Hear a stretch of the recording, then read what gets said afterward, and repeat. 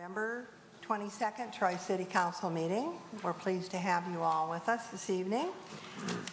This evening we have with us Jim Sterner from Kensington Community Church, who will provide us with an invocation, and that will be followed by the Pledge of Allegiance. Please rise, Mr. Sterner.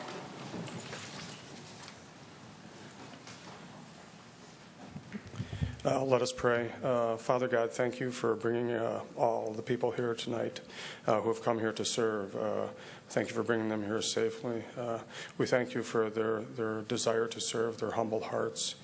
We just ask that you're here providing wisdom and generosity for them as they serve. Lord, we also thank you for those who are serving in the military right now, that you protect them, keep them safe. We ask that your protection and your blessings be on the city of Troy and all its residents. And we just, as we go into the Thanksgiving week here, we just ask your blessing on all of us, that we're all thankful and mindful that from you all blessings come. And we just ask all this in your Son's name. Amen. I pledge allegiance to the flag of the United States of America and to the republic for which it stands, one nation, under God, indivisible, with liberty and justice for all. Thank you. It's nice to see you and your wife.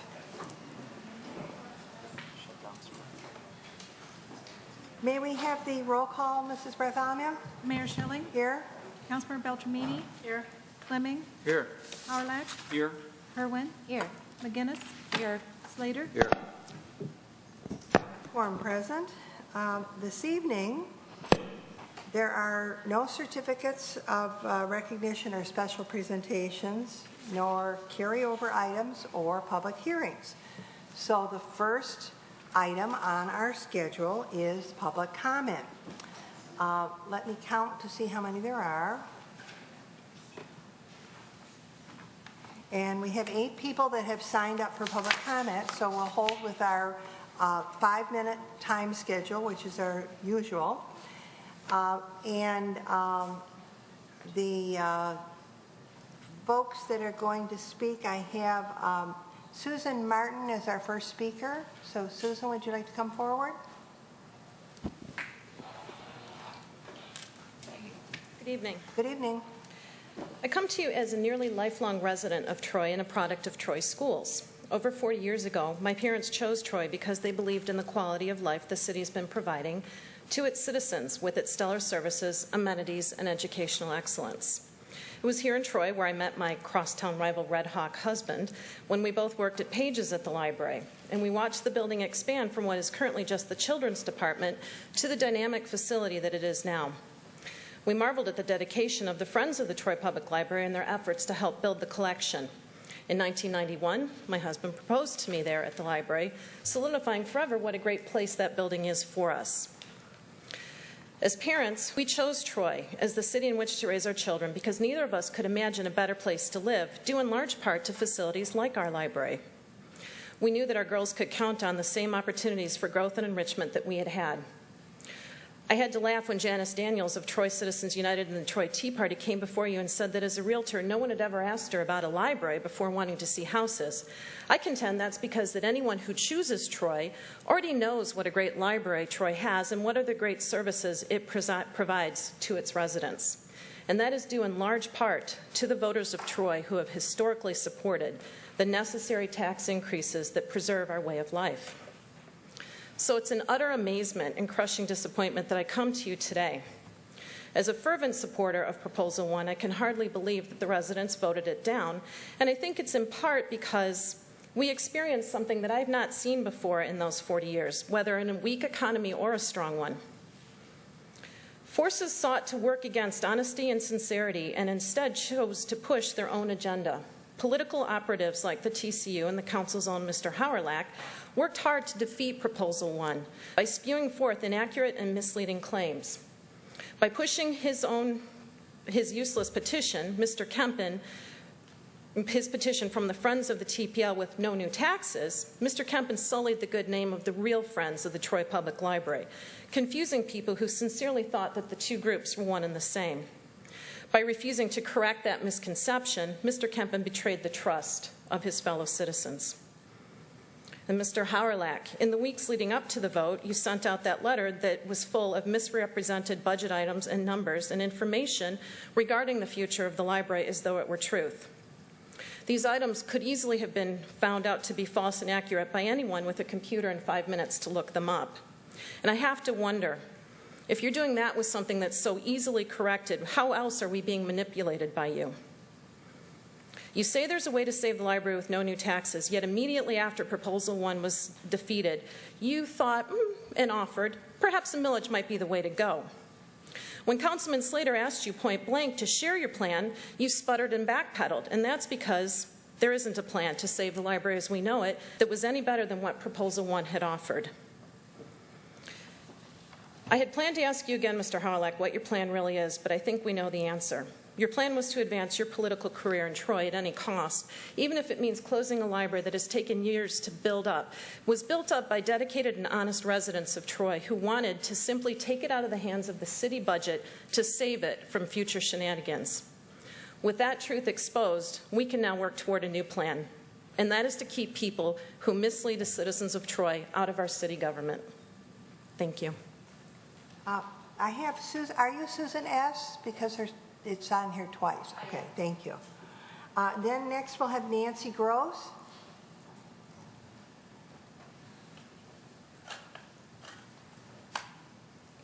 Good evening. My name is Nancy Gross. My family has lived in Troy for over 30 years.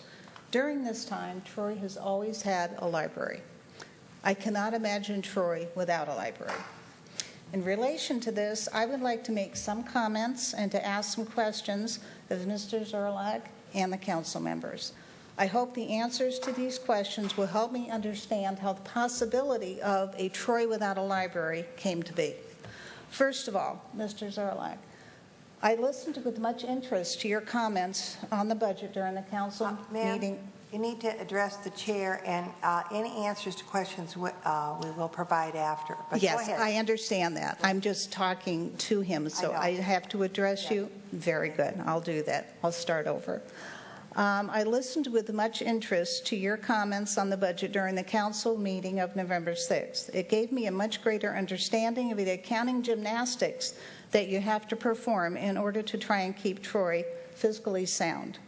I commend you on your efforts and appreciate your explaining this publicly. I had previously looked at the 6-year plan on the city's website and found it somewhat confusing. Your explanation helped to clarify some points. Thank you.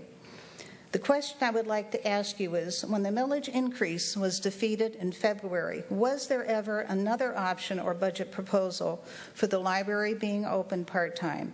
If so, was this presented on the website or made available to review? I did not see it. If this option was not discussed, can this scenario be explored again? For example, have the community center, the library, and the museum open only part-time on a greatly reduced schedule to try and reduce the cost to the city? Second, I would like to ask those council members who voted in favor of the scenario in which the library is closed, what was your reasoning behind this?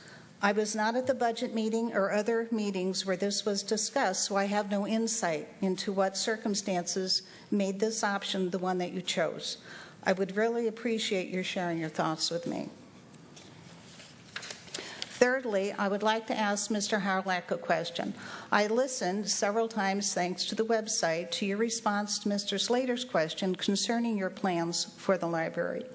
You mentioned several sources of income that you felt were possible for keeping the library open. My question is, do you know how much income these sources would generate, and if they would be enough to keep the library open? I would like very much your answers to these questions, and if you feel you cannot give them during the response phase of the meeting, I have some stamped self-addressed envelopes that I would like to hand out, and I really would appreciate answers, if possible, by next week. But if you're not going to use the envelopes, could I have them back, because I need the stamps? Okay. Thank you. If you want to give them to the clerk, thank you. Next we'll have Irv Wengrow.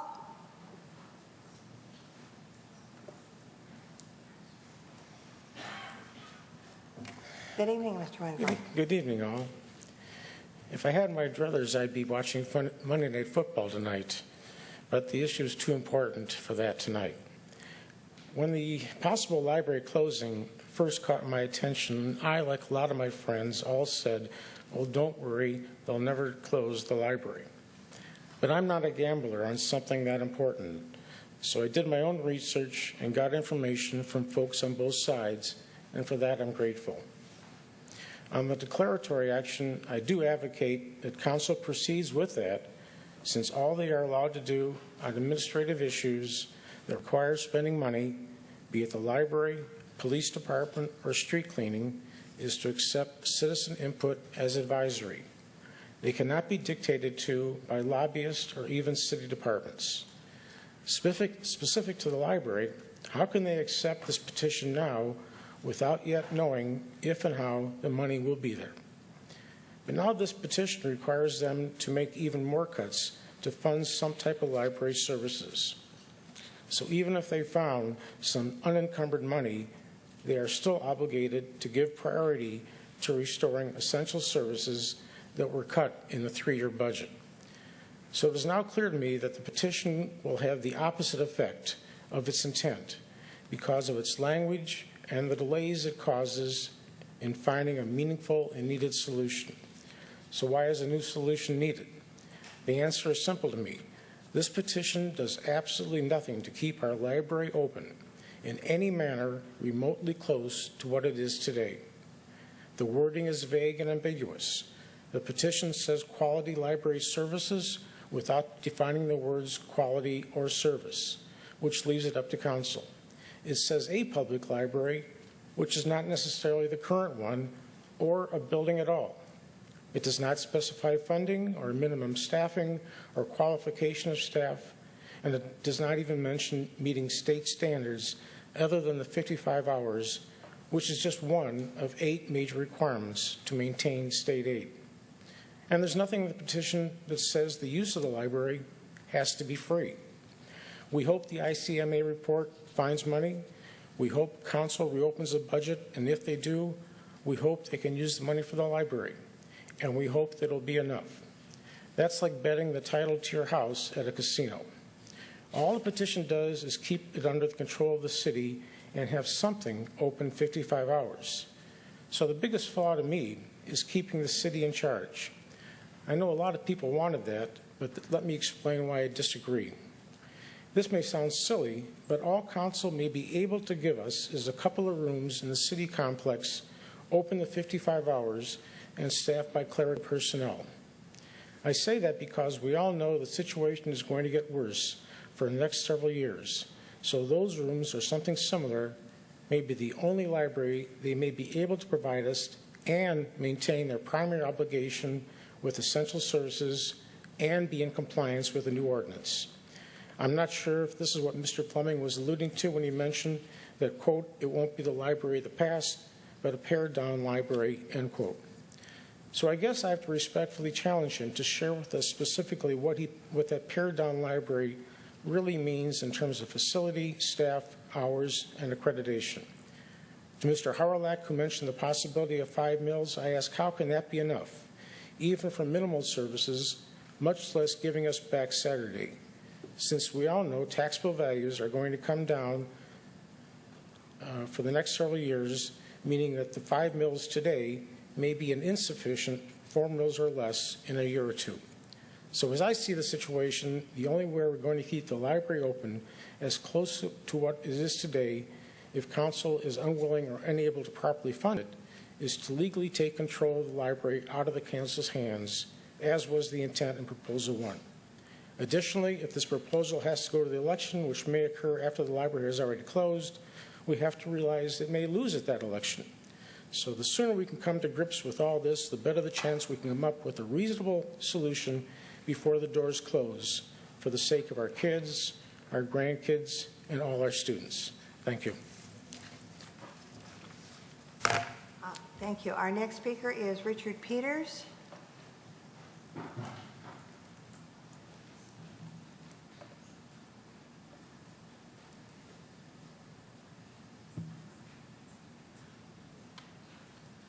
Good evening, Council, Mayor, folks of Troy. I want to say first, happy holidays, and no, I'm not running for nothing. Today is the 47th anniversary of JFK's, remorse, But it's also 84 years that sticks in my mind, and that was 1934, which comes to my subject tonight. They tried to balance the budget on the backs of the poor back then, and the subsequent, what happened was that the economy started going back into a recession. And I think the reason, what I would like to promote is the unemployment extension for these folks out here until they get on their feet right now a little bit. It just seems that like we have money for NATO expansion for missile defense so we can pick a fight with the Russians, it looks like, at least in my mind, but we don't have money for people in this country, and I don't understand that kind of logic. So, I would just put that on my thing there, and also I want to, about the library too, George Orwell comes to mind, another person of that age, and he was talking about in his book, Ignorance is Knowledge and Freedom is Slavery, and I forget what the other thing was, but I'll leave with that. Thank you. Thank you, Mr. Peters. Next, we'll have Tony Haddad. Mr. Haddad, would you remove your hat too? While Sure, of course. Sure. I was going to, and I forgot. Okay. Okay. Good evening, ladies and gentlemen. Good evening. I honestly want to tell you, I do love every one of you, honest to God, and God is my witness. And Mr. Dijak, the principal of Troy High School, would verify what I'm saying, because he told me one day that my heart is bigger than my body, honest to God. So I love the kids of Troy. I was going to make a comment about the library, but I want to address it, maybe December 6th or something. But I just want to mention something to defend, Mr. Hawryluk. Mr. Hawryluk is a very decent man, very intelligent. I believe in my heart he wants no one sitting here, no one in Troy wants the public library to be open more than Mr. Hawryluk. Honest to God, I know that for a fact. This man is a very faithful religious. We go to St. Cyril, and after the Mass, I'm looking and I'm rushing, to go out to have a coffee or something. And here's Mr. Hawryluk sitting next to his mom, praying the rosary. Honest to God. So I disagree with Mr. Slater, for attacking him the way he did. There's other issue that I want to talk about today, and I don't want to, lose my time. So it just, we have about approximately 343 days left to the election, November 1st, 2011. Just to remind you, as long as there is unfinished business and no justice, I will continue to appear before you, asking you to do your job as representative of the citizens of Troy. You must serve and protect the people of Troy. After all, you took the oath right here by the flag. First unfinished business is our chief of police political ad with Democrat incumbent candidate Tim Burns. Last week, Councilwoman Mary Cohen responded by saying she was satisfied with the chief's explanation of the ad. Well, I am here to tell you that there are many citizens in Troy that still want to see full investigation, and it is not okay, with all due respect, Mrs. Cohen, that you are just satisfied is not enough for me. I am sure that if a member of Troy Police Department did such a thing, the chief will not have accepted an explanation without fully investigating the incident. He should hold himself to the same standard. It's only fair, he holds his officers. Otherwise, he is, with all my due respect again to the chief, he will be hypocrite. By the way, why isn't the letter of explanation that the chief supposedly submitted to the city manager not available? Nowhere. I stopped in person at the city clerk's office, filled the proper form, I believe it was like Thursday, to obtain the letter, and guess what? The letter was nowhere to be found. Ladies and gentlemen, there is a new topic that I would like to remind you of. The topic of perfect crime inside Troy Police Department with the $40,000 cash missing, still missing. It's going to become like a perfect crime. Somebody did, a perfect crime, and we need to find that person. So it came out of the safe of the police department. But let me first say that I don't believe for a minute that any of our fine officers had anything to do with it. No way, no how. I am, however, concerned that executive leaders in our police department, chief and captains, has responsibility of this money and have no explanation. Why are we supposed to just accept this? Once again, the chief is not making good choices with the missing $40,000 cash. $40,000 cash. Thank you so much. Have a nice evening. God bless you. Our next speaker is Mary Ann Bernardi.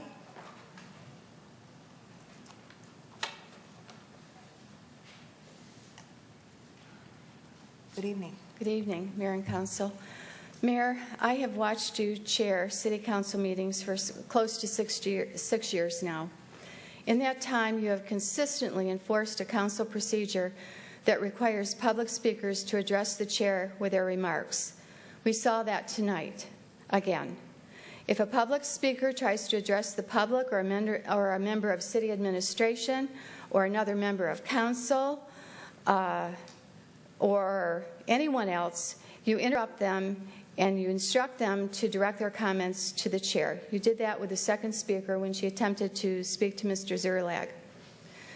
However, in the last 2 weeks, you have allowed very angry women from the public to come to this podium and address Councilman Hawrylak directly and then to berate him mercilessly.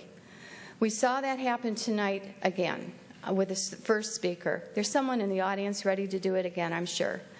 I've seen her there. And not only do they address him directly, they do not even address him respectfully with his proper title. It is Martin this and Martin that. Mayor, I am sure that you have heard the outrage of the people who stood up against censure of Councilman Hawrylak. Although you stood down from that decision to formally censure him, it appears that you are allowing him to be censured in an unofficial manner by angry women from the public, and the rest of the council just sits by and watches. And therefore, you're complicit.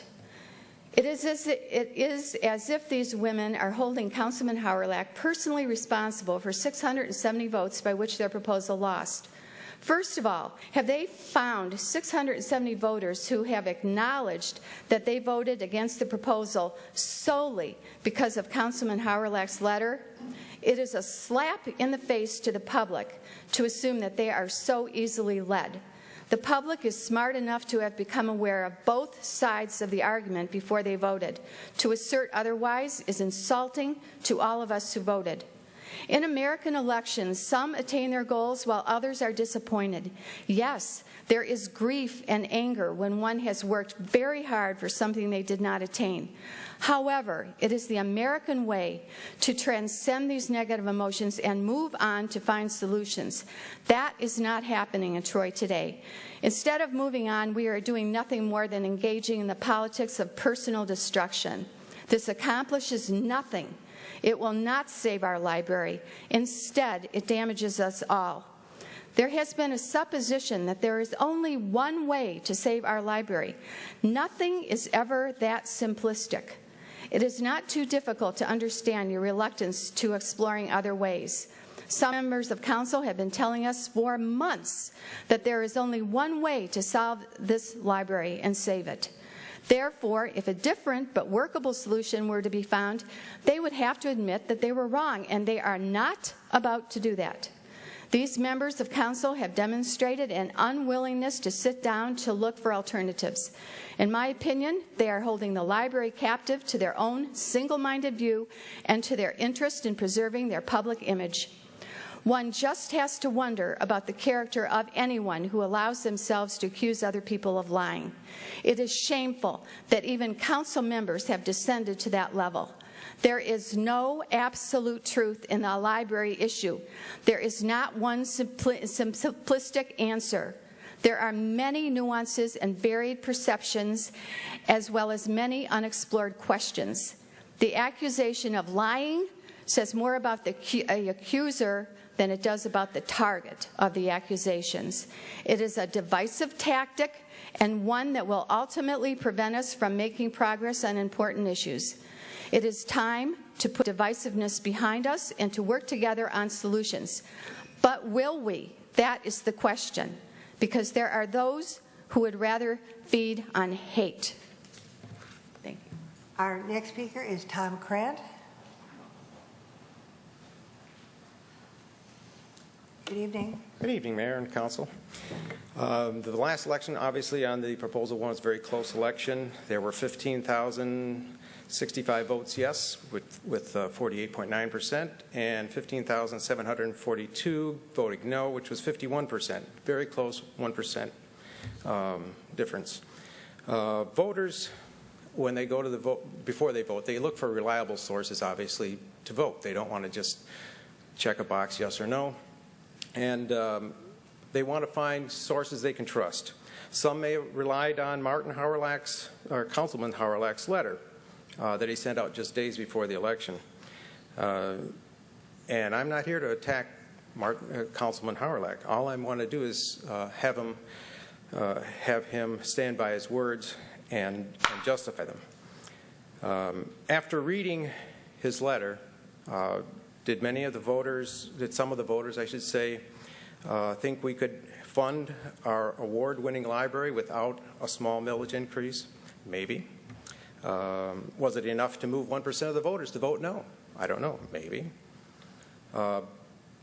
Both Councilman Hawrelak and I were Boy Scouts, and the first line of the Scout law is, a Scout is trustworthy. I would think that Councilman Hawrelak would put out information that voters could trust. After all, he is a councilman, someone that should know the details of our budget. He was elected to represent all of the citizens of Troy, someone who should provide a fair and balanced assessment of our city finances. Let's look at what he said specifically in the letter. Therefore, any new library district will need to find a building, buy books, computers, etc. Property owners will thus end up paying twice for one library. Let me repeat that. I want him to be accountable for his words. He feels that the property owners will end up paying twice for a new library if Proposal 1 passed. Is that a statement we should trust? Our city attorney, Lori Gregg Bloom, stated at many council meetings that it's up to the council to decide how the transfer of the library from a city to a separate government organization would take place. She offered suggestions that it could be donated, the building and all the contents. It could be, the city could create a lease agreement, or it could sell it. She went on to say that, I know when other communities have gone from a departmental library to an independent library, the books and the building have been donated. What made Councilman Hawrelak feel that the city would just close the doors on the facility and this new organization would have to go out and buy a building? I don't know. Did he poll all the council members and get an idea of how they would vote to do this? Good question. Besides, the citizens of Troy paid for that library. It's ours. All we need is a budget to run it. I'm sure Councilman Hawrelak knows another Boy Scout saying, always leave a place as good as or better than you found it. I'm wondering, will he leave at the end of his present term a city that was as good or better than he found it? And importantly, will he leave us a library as good or better than he found it? Thank you. Our next speaker is Edna Abraham.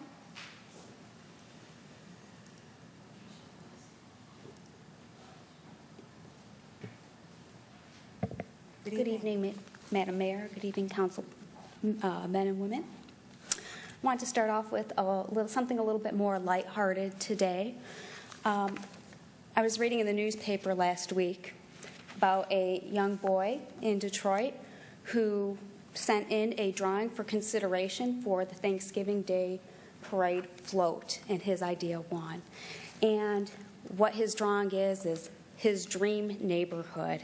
And it's really a charming photo or a drawing that he put together. In it, he's got a mall, a hospital, a science center, a roller coaster, and a library. Out of the mouths of babes, they know that a library is necessary for a dream neighborhood. And who'd have thought that in Detroit they would have a finer library system than what we've had in Troy for all these years. But children are wiser than we think. I look forward to hearing the ICMA report in January. I hope it's not as bleak as we are anticipating it to be. I hope we do have additional revenues that we weren't anticipating. I hope that we can have a library and a police department and a fire department that are of the standard that we expect. I hope that our neighborhoods continue to remain safe because we do have the proper funding for our safety services.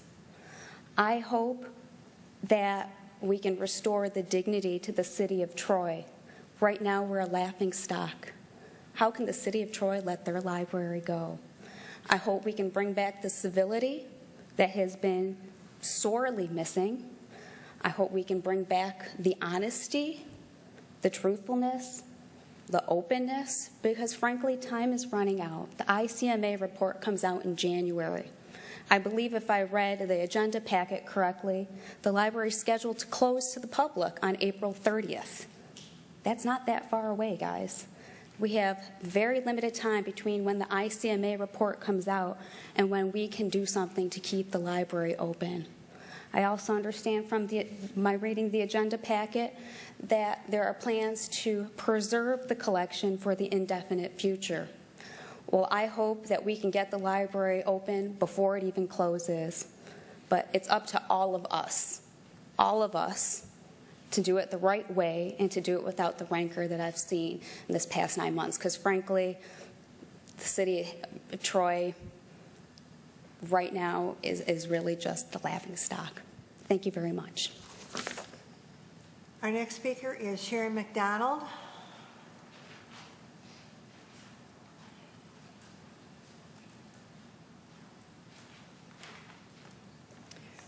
Well, I'm apparently an angry woman.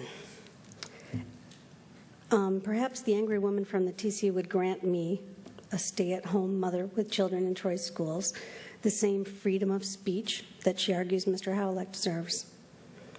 I am angry. I'm angry because I have looked into the information on Council Howlett's letter and the TCU mailer, both at this election for the library and also the TCU mailer that came out in February. Before that, I wasn't at all interested in city politics. But I was on one of the city committees that the TCU mailer in February told the people of Troy to vote no for that special election, and that wasn't true. And being in the middle of it, I know what's not true. I see it every day. I'm a stay-at-home mom. I have a little extra time to investigate all of these claims. You'd be mad if you were me too. Today, the council will decide whether to send Ed Kempin's library initiative to court for clarification, which seems funny to me because in the TCU's 4-page mailer, they wrote that people should vote against Prop 1 to keep the library open, simply sign Mr. Kempin's petition. Simply. Yet here we are again. The library is closing to the public in 159 days, and there's no solution. I have a few comments about the initiative tonight. According to a recent city memo, Mr. Kempen was informed before he ever began his petition that it would not work because it concerned an administrative issue rather than a legislative one. That means he knew his petition was worthless from day one. But Mr. Kempen, the TCU, and Mr. Howlack all knew that the value of his petition wasn't about saving the library, or at least that's how it seems to me. It was about stealing votes away from Proposal 1 and making more anti-tax political statements, even though Troy has the lowest tax rate in Oakland County. I believe Councilman Howlack would agree with that. But if you are an anti-tax politician, even shutting down a library is something you proudly add to your resume.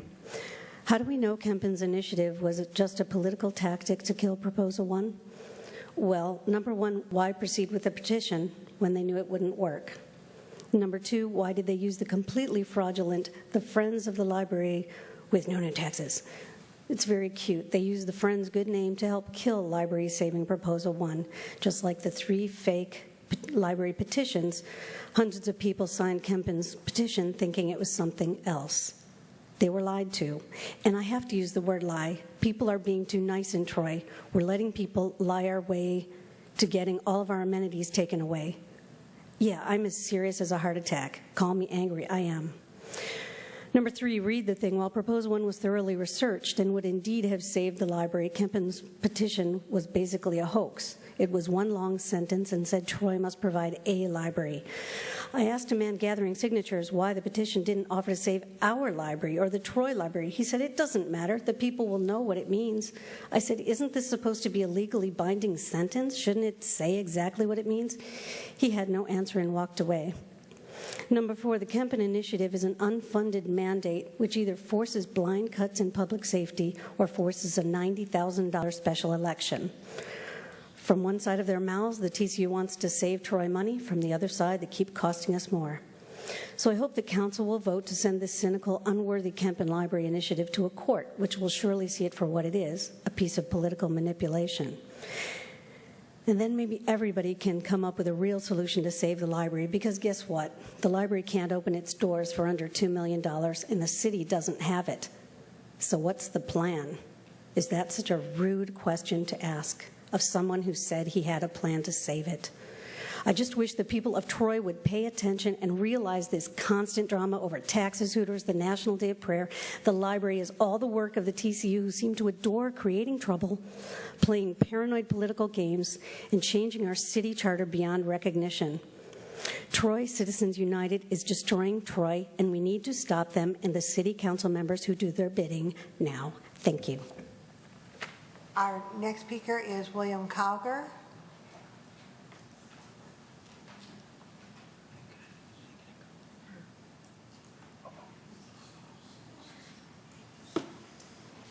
Good evening. Good evening. Feel free to Mayor, adjust the mic. Thank you. Mayor and Council, thank you for having this opportunity to speak tonight. I have said before this group that I've been here 32 years. Over those 32 years, I've paid over $120,000 in taxes just to the city of Troy.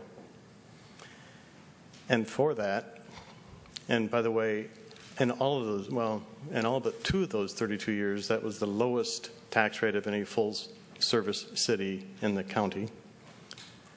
And for that, I got the top-rated library in Michigan and one of the top 10 in the country.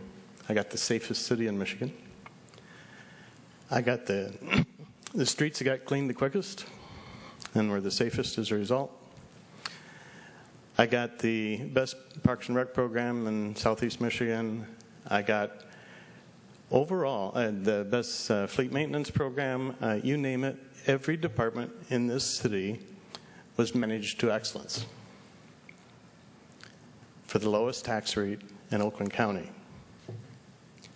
That was just 2 years ago. And now average is good enough. The vision is what bothers me so much. Having a library open, I don't care, $500,000? Yeah, we could manage to open some sort of a library. At $2.7 million already, we have cut by 50% the number of objects which we purchased, or the budget for purchasing objects for people to check out and use. Next year, at $500,000, you'd go to 2.2, and with the reduction in assessment, we'd go below $2 million. Within 2 years, you won't have enough materials that anybody want to come to our library. And we've gone from the best to an average to a non-usable library. I have heard others say we can't afford this anymore. We don't want to afford this. It's not a matter we can't afford it. The average tax bill in Troy, total tax bill, real estate property, went down by $350 last year. If we had left $100 on the table, we'd have a library. It's going to go down another $300 next year. And it's going to go down again the following year. It's not a matter of you can't afford it. We're too damn cheap. It's a vision problem that we have that average or worse is acceptable. My mother didn't raise me to be anything less than the best I can be at anything I've done. And I can't believe that the citizens of this city are going to let us be anything but the best we can be. We have got to get off our ass and solve this problem. Thank you.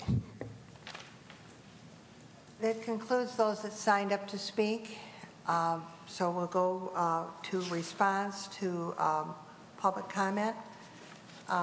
Council members or Mr. Zerlag or Mrs. Bloom, any of you have any items that you wish to respond to at this time? Well, I work for you. I'll go last. I can respond last. Okay. Anyone have anything they want to ask about? Mayor Pro Tem Berwin? Thank you, Madam Mayor. I'll just clarify something. I know we heard from Mr. Haddad again tonight, and he used the term serve and protect, which I have seen on LAPD cards.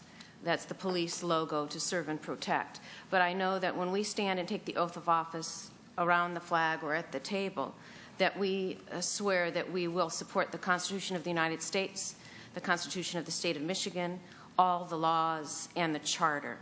But it's not the same as the slogan of our sworn police units in here. I also recognize that we have fire in the room as well, and appreciate their role as protecting and serving in that capacity, but we're not doing that. Anyone else?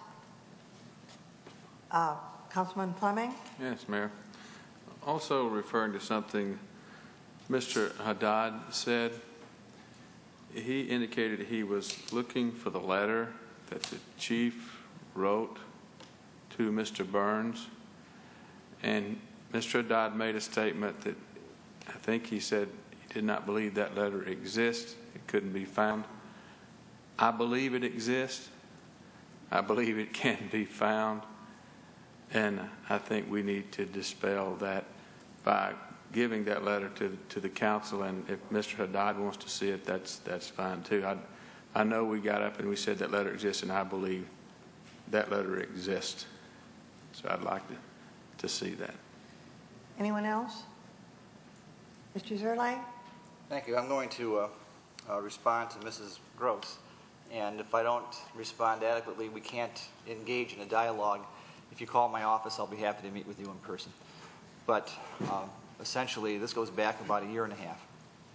And because of what we have as what's known as a declining revenue line, our primary source of income is revenue from property taxes, not just in Troy, but all over Oakland County, the state of Michigan, the United States of America.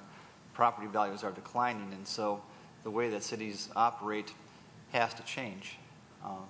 In Troy, we went to the city council and indicated that the revenue line was so low, given a great decrease in property values, plus a double hit of high vacancy rates in the office sector as well as in the industrial sector, that even protecting core competencies would be a difficult challenge. And core competencies defined by this council consists of police and fire protection as well as infrastructure maintenance, which includes public works for water, sewer, streets, storm drains, sidewalks, bridges. And by protecting the core competencies for as long as we can, by definition, the quality of life venues, which are parks and recreation, library, museum, and nature center, were excluded. and they were excluded with the caveat or the understanding that should they be able to be self-supporting, we could keep them open. And so the good news is that with the Recreation Center, when we went from a facility that Mr. Kowalski ran that is now the 52-4 District Court, there was a subsidy for about 17,000 square feet of about $1 million a year to general taxpayers. When we went to the community center, which is the old Troy High, about 135,000 square feet, the challenge to the Parks and Rec Department was to keep that level of subsidy from the general fund the same.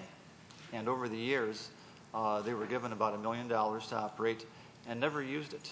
In fact, up until a couple years ago, the subsidy was only $400,000.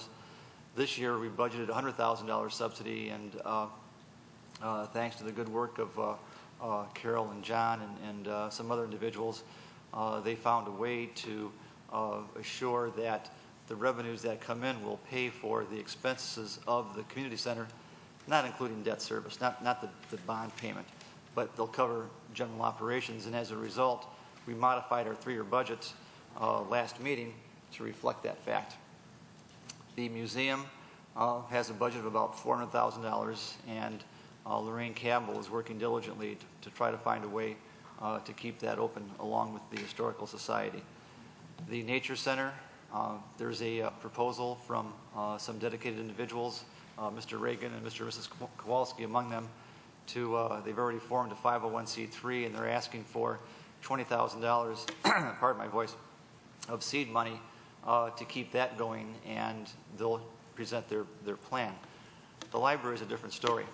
If you were to have bake sales and cookie sales and so forth to keep the library open, you'd have to raise about $8,000 a day. That's how expensive a library is. Our full-service library was about $4 million a year. And did we look at a possibility of a part-time library? No, we did not during the time of budget sessions. Does that mean that we're precluded from doing so? No, we're not precluded from doing that at all.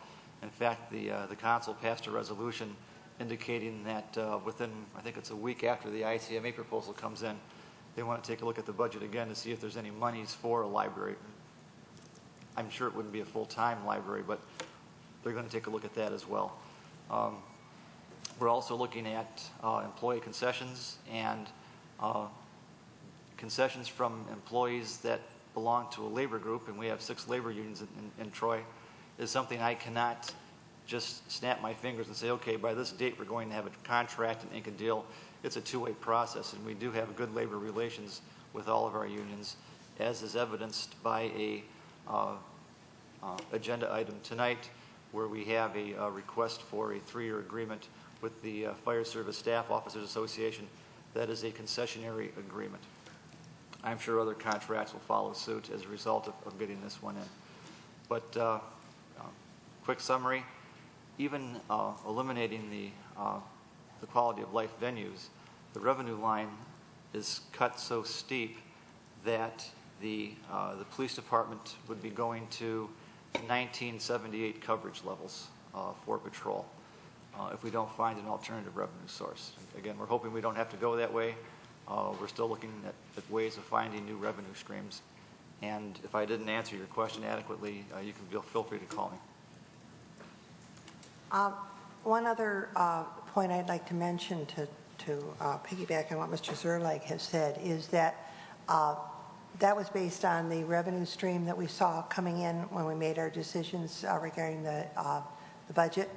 Since then, we have figures that have come in for the budget for 2012 that are $700,000 less, and then for 2013, $750,000 less. So in addition to what was already projected as less revenue coming in, we're going to be receiving even less, and that's due to valuations continuing to drop in residential and commercial. And so that's where the problem lies, in the amount of money, and that's where the difficult decisions that this council has to make are based on. Mayor? Yes, Councilman Howrylak? Just to follow up on what you said, you know, it's a little more nuanced than that. There's a more detailed memo, and it's part of our agenda packet from last week, available online. There are decreases in expenditures in certain areas, increases in other areas, decreases in revenues in some areas, and increases in others. The property tax revenue is definitely the fly in the ointment here, as well as the financial condition of or the financial performance in our pension fund, as well as other pension funds in 2008. And I think we can all appreciate both of those items. My issue with the library is that I see the library as an essential service, and that is the reason why on May 10th I joined Councilwoman Beltramini and Councilman Fleming in voting against the budget, because I believe that the library needed to be included in the funding. And as far as my letter is concerned, hang on a minute, and subsequent to May 10th, the only thing that's happened as far as the library is concerned that I can gather, anything substantive, the only substantive thing that has happened was the proposal in November. And Council has had 6 months to address the library issue and has declined to do so. As a matter of fact, it was brought up again in August, and it brought up again 2 weeks ago. And we have put it off again until January. And my point is not against any taxes, because if I were against taxes, I would object to the fact that we have a tax to begin with. And I think I exemplified the fact that I believe that very strongly that the city needs to be unified. And if anybody has watched my comments with respect to specific dedicated mill levies or slicing off chunks of the city into new mill levies in the past 10.5 years, I've always said that we need to keep it unified as part of this city. If you want to have a tax increase, increase the general operating fund and properly calibrate the amount that you want. That's really what it boils down to. And I am, as far as the petition is concerned, the reason why I supported the petition is I believe that council needed to take ownership of whether or not it wanted to have a city-operated library. I believe that the city should have a city-operated library.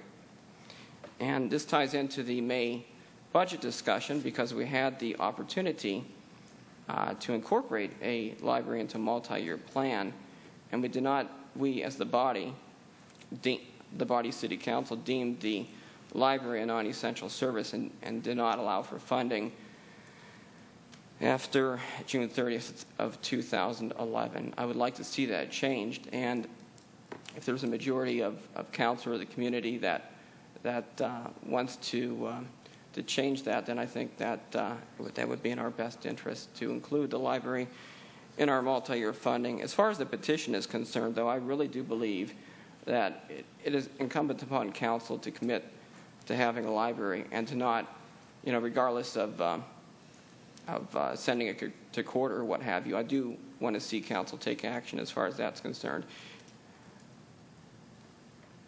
The memo that we have from the city attorney as far as the petition is concerned also mentions that the distinction between administrative and legislative is defined in case law, which means that at some point you transition from administrative to legislative.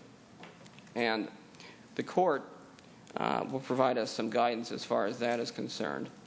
It is my opinion that, and it's only my opinion, that the city should, again, to say it for a third time, the city should take action with respect to these petitions by committing to have a city-operated library. And I really do not want to see us go through another special election to define what is more than likely that the city should have a library. So, as far as there was a comment about my letter, and my letter, I'm afraid people are reading a lot more into it than exists.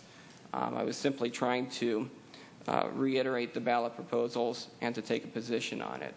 And it was mentioned in great detail about paying for it twice. And the city council, again, took no position as far as what would happen to the library after it was closed.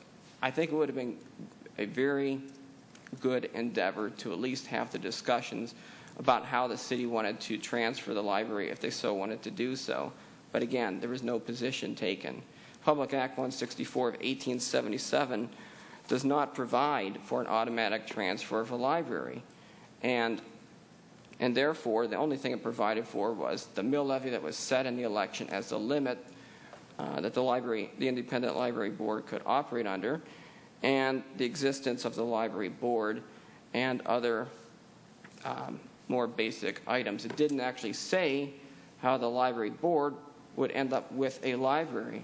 And if the city drove a hard bargain, which I hope it wouldn't, then it would perhaps even be a situation where the library would not even be at the current library, which would be silly.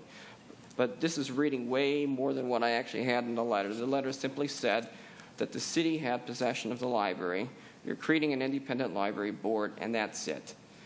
You have a duplicity of bureaucracy, which in my mind is clearly also paying twice. The library is situated on a park, is considered part of the parkland of the Civic Center. You have those issues. But it really boils down to is I did not vote to close this library. There are 4 members, Schilling, Kerwin, McGinnis, and Slater, on May 10th who voted to close this library. And again, I'm only one voice in a discussion. There's not only one way to save the library. It didn't have to only be the November election. There are other ways, and I would like to see us engage in that discussion so we can come to something that we can all be happy with, and so we can move on to other issues that we need to address, and we can wake up on July 1st and have the library still there operating. Anyone else? Response to public comment? Mayor, Councilman Slater? I'm not quite sure what that was all about, but it's a little bit disturbing to me that we would use tonight to take the podium.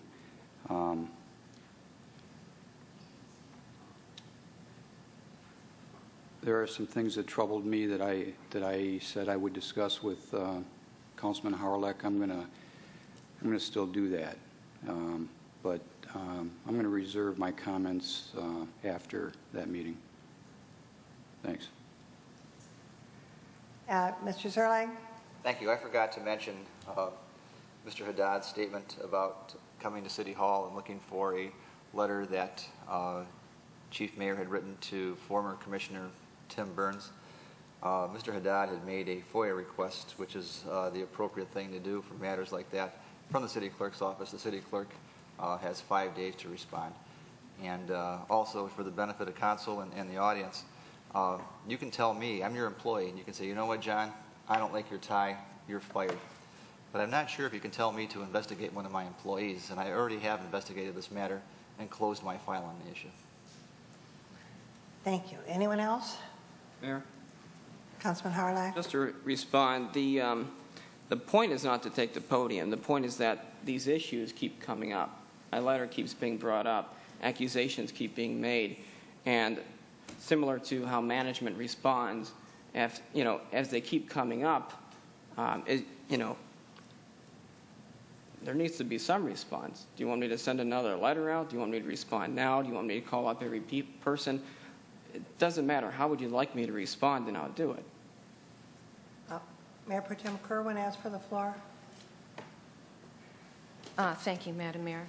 It seems as if it's posited tonight that there was a vote to pass a budget or there was a vote to X the library, and that didn't happen. What happened was the budget came before us for approval. Some members voted no, some members voted yes, but there was never a, do you want the library or don't you? There was consensus when we first met and looked at the options that option 2 and 3 were unacceptable, and that left option 1. Option 2 had the library, and there was not consensus on the body that that would be a direction to go. Then we had a series of budget sessions, and never once did someone sitting on this governing body say, I have a plan. Never was that held up. And the approved multi-year budget, which allows this city to run, is based on monies which zero out some of the services we value in order that infrastructure, public safety, fire and police can be preserved at a level that will help us. It was just a week ago that we saw in our packet letters from grateful residents who said a water main broke. Within half an hour, someone had that thing fixed. I didn't think that would happen, but 3 different residents wrote in response. One of the places to look, and was suggested to look at places to cut, would be DPW.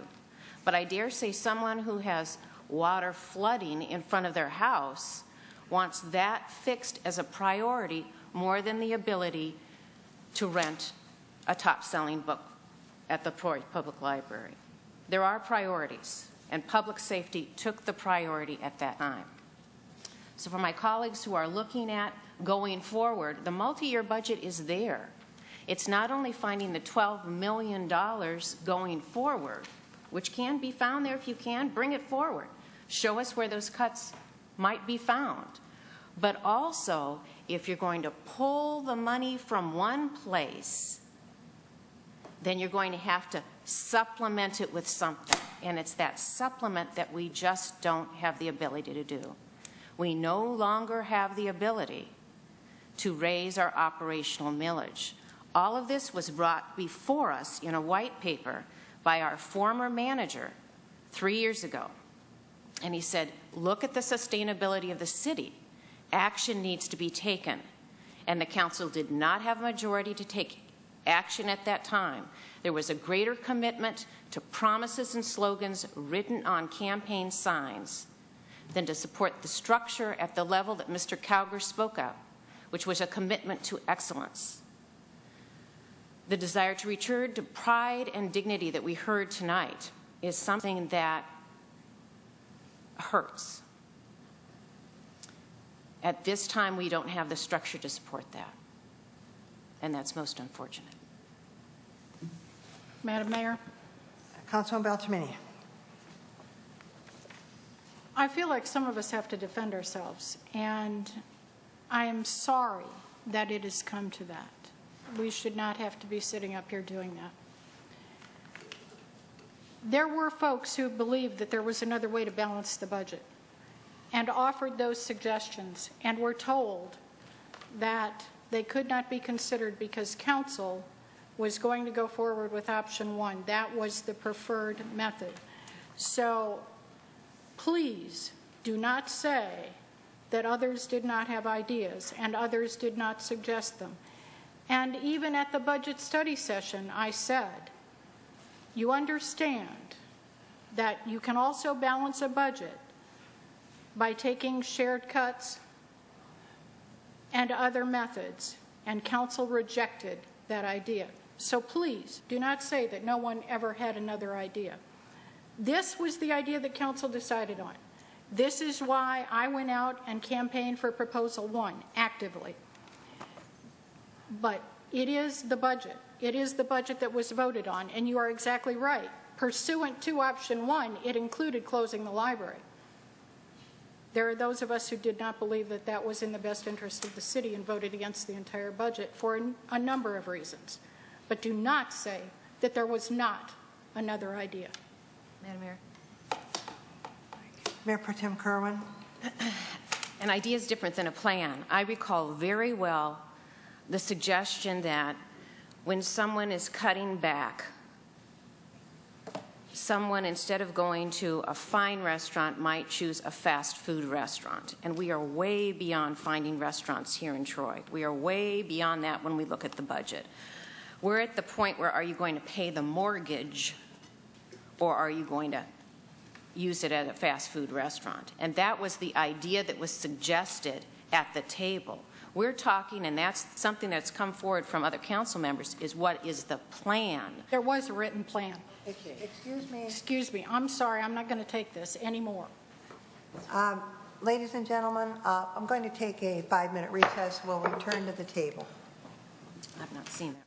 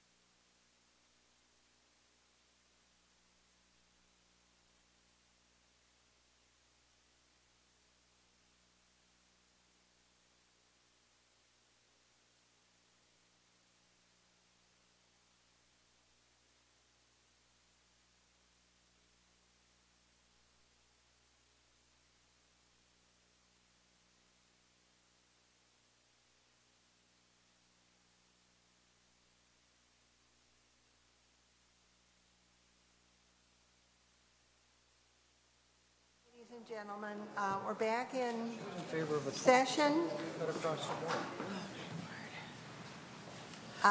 Councilwoman Beltramini has requested the floor, please. I do.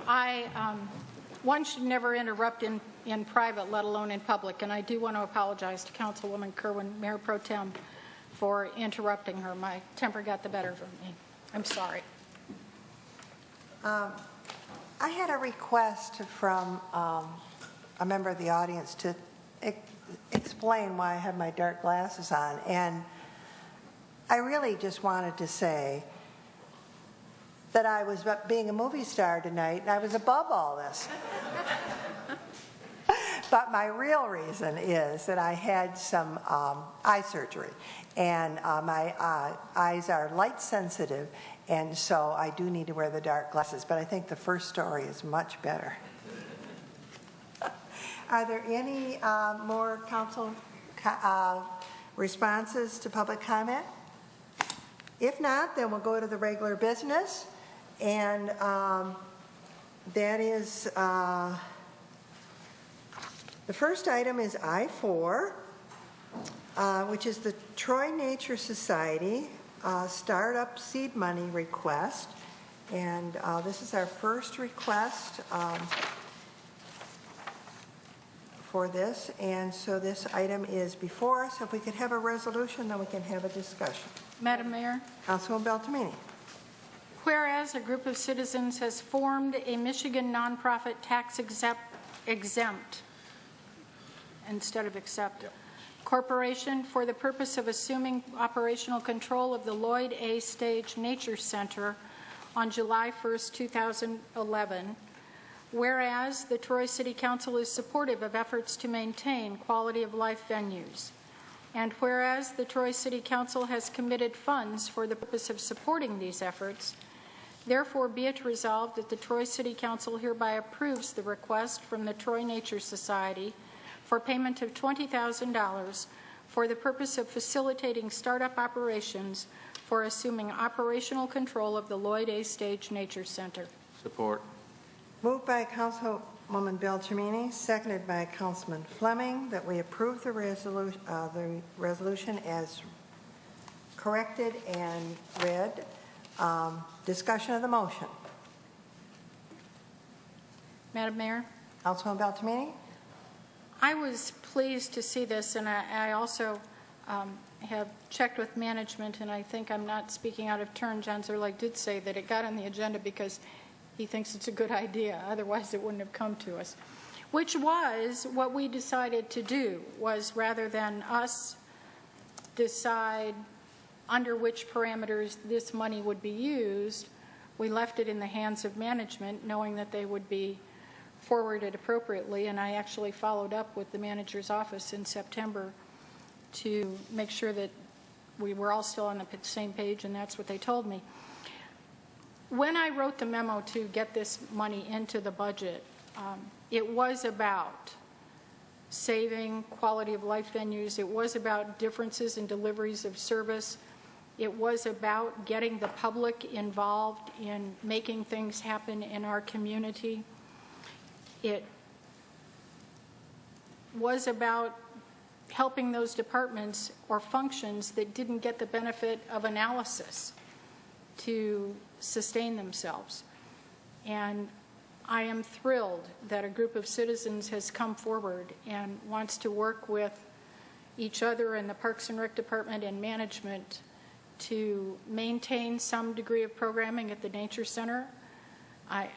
That directly affects my property value. I will make no bones about it. I live in a neighborhood adjacent to the Nature Center. We want to see programming there. We think it's good for our property values. But more importantly, I think it's good for the community. And so I'm glad, and I thank you for your service and willingness to do this. Further discussion of the resolution? Madam Mayor. Councilwoman McGinnis? I agree. I think that the plan that's been brought forward is a very good example of several of the goals and objectives that I hope we'll be talking about at some point later tonight, which would be obviously encouraging city involvement researching alternative ways to provide services, and obviously supporting quality of life venues that we care about as a community. So I'm absolutely in favor of it.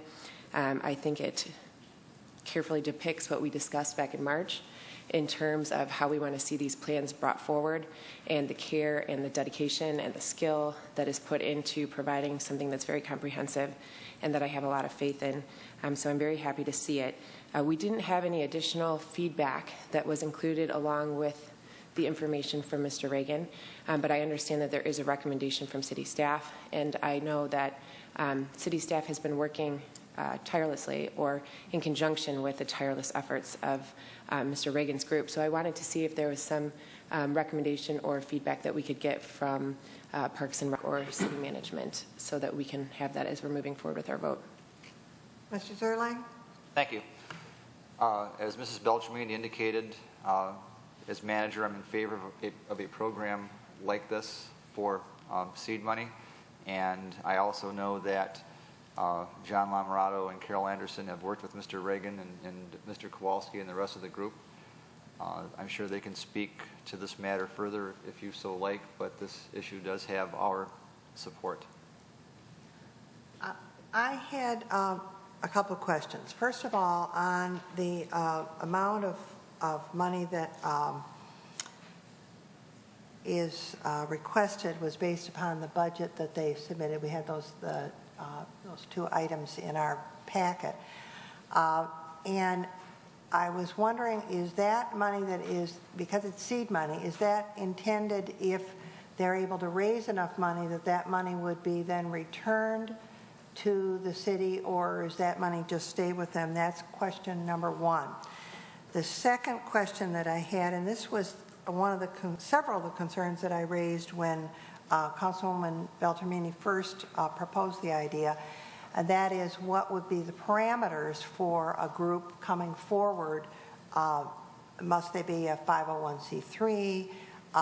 What validity of the group is there? Various kinds of things like that. I was interested in those standards. And when the group, which is the Troy Nature Society, came forward and met with city staff, were those standards discussed with them at that point? I was not privy to those discussions, so I don't know. I'll answer the second question first, or part of the second question first. It's not a good answer. I don't really know the answer in terms of developing or having a set protocol. We did submit the minutes from one of our study sessions back in April that I thought... Okay, just a minute. Could we ask members of the audience if they need to have a conversation to go out in the hall? It happened before the break and it's happening now. It's distracting. I'm sorry. Go ahead, Mr. Zerle.